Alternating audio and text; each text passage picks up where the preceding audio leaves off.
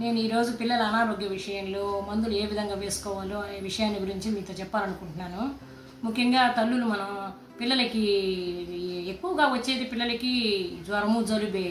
కానీ పిల్లలకి మందులు వేసేయడం వల్ల హై డోస్ అయ్యి పిల్లలు హాస్పిటల్ పాలైపోతున్నారు. ఎందుకంటే మనకు బాధ్యతలు ఎక్కువగా ఉన్నాయి. ఈ బాధ్యతల్లో మనం అన్నీ మర్చిపోవాల్సిన విషయం వస్తుంది.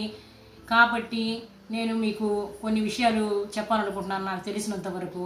అదేంటంటే హాస్పిటల్లో ఇచ్చిన వైద్యుడి సలహా మేరకు మనకి మందులు ఏ విధంగా వేసుకోవాలి అనే విషయంలో మనం చూసి, ప్రిస్క్రిప్షన్ చూసి, తర్వాత డోస్ ఎంతో చూసి, ఆ డోసు ప్రకారం ఒక నోట్బుక్ తీసుకోండి. నోట్బుక్లో ఏదో ఇంట్లో ఉండే నోట్బుకే చాలు, మనం కొనాల్సిన అవసరం ఏమీ లేదు. ఏదైనా ఖాళీ డైరీ లేదంటే నోట్బుక్ ఏదైనా ఉంటే అది తీసుకొని దాంట్లో చూపించే పేజీ చూడండి. ఈ పేజీలో first name of tablet or syrup, తర్వాత సెకండ్ కాలంలో వచ్చేసి డేట్ రాయండి, నెక్స్ట్ టైము, ఆ తర్వాత డోస్ రాసుకోండి. ఇలా రాసి మీరు మందు వేసిన వెంటనే పిల్లలకి వెంటనే ఇవన్నీ నోట్ చేసి పెట్టారనుకోండి, మీరు ఒకవేళ ఇంట్లో ఉంటే మీరే వేస్తారు.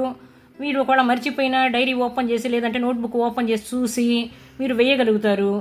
లేదు అంటే వేరే వాళ్ళు కూడా ఈ చూసేసి నెక్స్ట్ వాళ్ళు కూడా ట్యాబ్లెట్ వేసేసి ఇంత డోస్ వేయాలా మనం అని ప్రిస్క్రిప్షన్ చూసేసి వేసి తర్వాత వాళ్ళు కూడా ఇలా రాసి పెడితే పిల్లలు ఆరోగ్యం త్వరగా మెరుగవుతుంది. ఈ రోజుకి ఈ హెల్త్ టిప్ ఏనండి నా దగ్గర నుంచి. రేపు ఇంకొక హెల్త్ టిప్లో కలుద్దాం. మీకు ఇది నచ్చిందంటే లైక్ చేయండి, సబ్స్క్రైబ్ చేయండి. Okay, thank you.